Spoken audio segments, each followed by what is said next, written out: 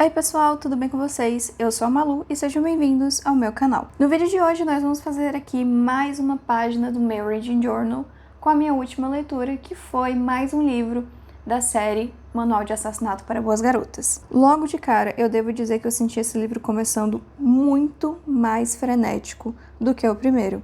E justamente por isso ele conseguiu prender minha atenção muito mais rápido desde o início.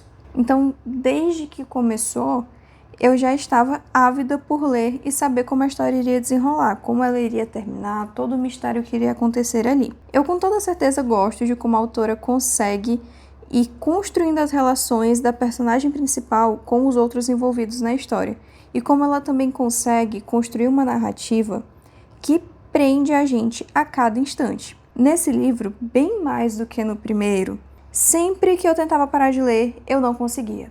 Era sempre igual aqueles finais de episódio de série que a gente está assistindo, e aí o final do episódio deixa uma informação super, mega, hiper importante com a ponta solta ali, que você só vai saber no próximo episódio. E aí a gente não consegue parar de assistir e quer assistir mais ainda, quer assistir mais um episódio para que a gente consiga concluir ali o desfecho daquela informação, consiga completar ela.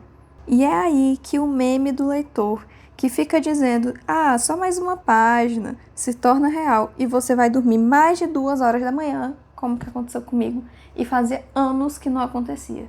Inclusive eu precisei acordar cedo no outro dia e sofri as consequências disso, mas é sobre, né? Vida de leitor, a gente faz algumas besteiras de vez em quando.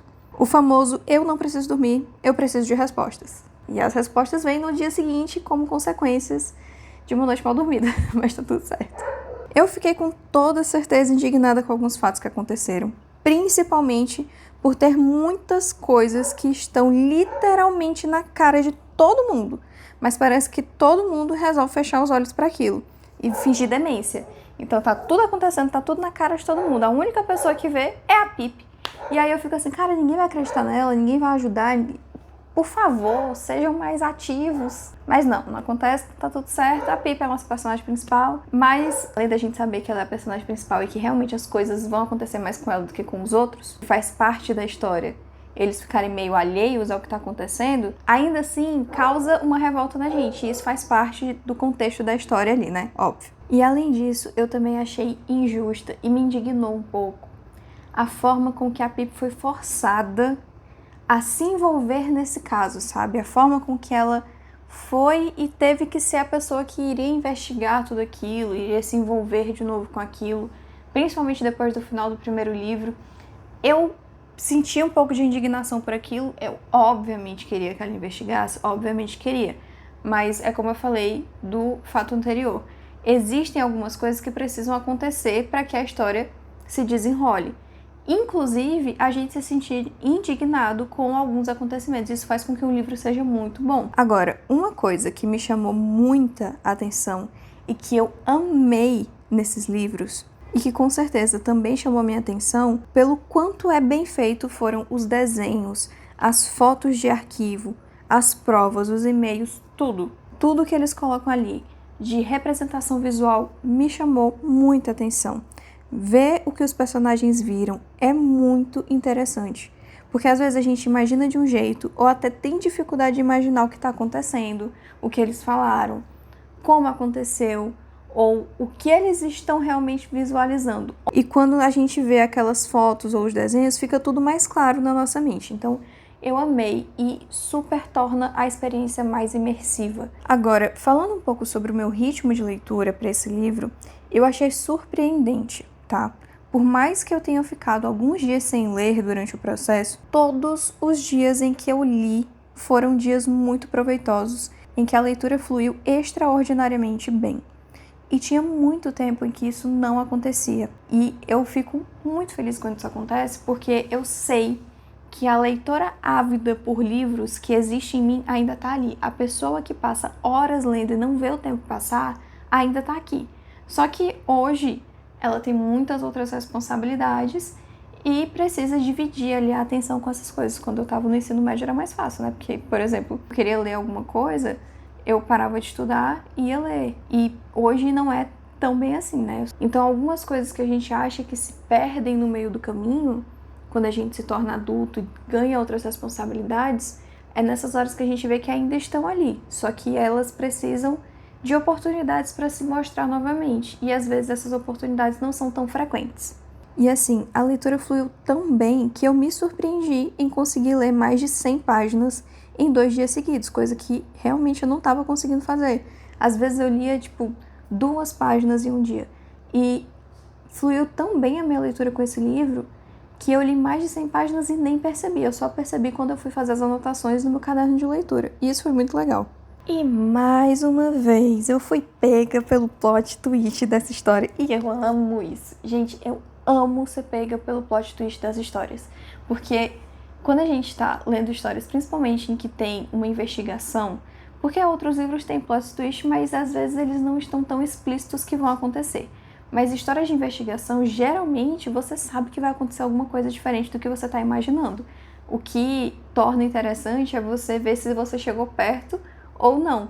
E eu passei a história toda tentando, não, é essa pessoa, não, agora é essa, não, agora é essa, eu não sei mais quem é, não, mas é essa daqui. E isso tudo passando na minha cabeça enquanto eu tava lendo, enquanto os fatos eram expostos. E foi muito legal, no fim das contas, ver que não era nada do que eu tava pensando e eu me senti muito bem. Tem gente que se frustra, mas eu me senti muito bem.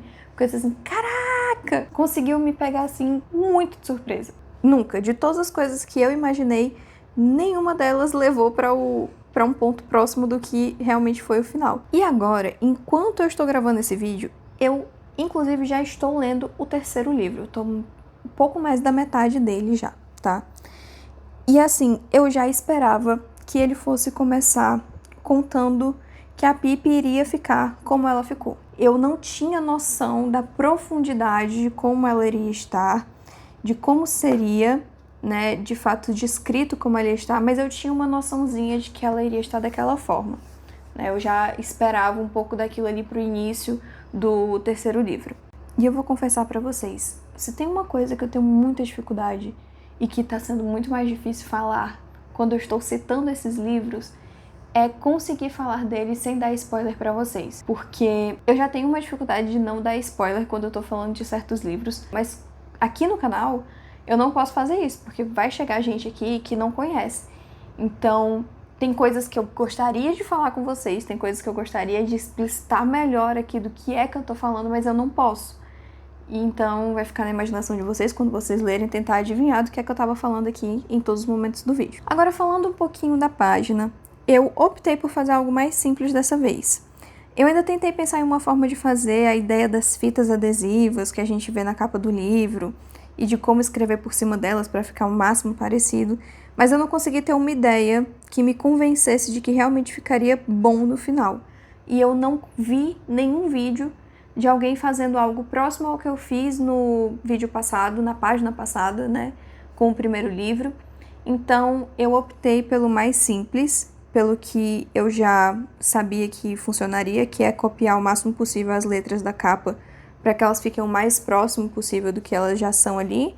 E eu gostei bastante do resultado final. Eu ainda tinha pensado de colocar algum adesivo, alguma coisa a mais ali, talvez fone de ouvido, né, porque esse livro ele tem muita relação com podcast, então eu pensei de colocar fone de ouvido ali, mas eu ainda não concretizei essa ideia. Se mais pra frente eu colocar, quem sabe em um vídeo de Reading Journal no futuro eu mostre pra vocês. E chegamos então ao fim de mais uma página do nosso Reading Journal. Eu espero que vocês tenham gostado. Se você gostou, deixa o seu like, se inscreve no canal se ainda não for inscrito, compartilha esse vídeo com algum amigo que você sabe que pode gostar dele. E é isso. Um beijo pra vocês até o próximo vídeo e fui!